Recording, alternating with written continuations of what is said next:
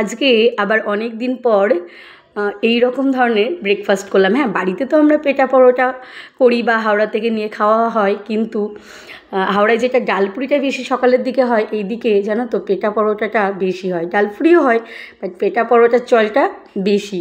আমরা যখন আগে সকালবেলা পড়ে টিউশন থেকে বাড়ি ফিরতাম, তখন মনে আছে এখানে পরোটা তরকারি গরম গরম আমরা বন্ধুরা মিলে খেতাম। তারপর বাবা নিয়ে আসতো, তো ভীষণ পছন্দের এই ব্রেকফাস্টটা, এই টিফিনটা। তো ভাই আজকে নিয়ে এসেছিলো, আর যখন হাঁসখালিতে আসি তখন ভাই নিয়ে আসে দোকান থেকে। তো ভালোবাসি যেহেতু খেতে, ওই জন্য ও একদিন না একদিন নিয়ে আসেই। আজকে নিয়ে এসেছিলো, আর আজকে আমি বাড়ি চলে যাব। 7 দিন হয়ে গেল বাপের বাড়িতে এসেছি, আর আসলে না এরা যেতে দিতেই চায় না।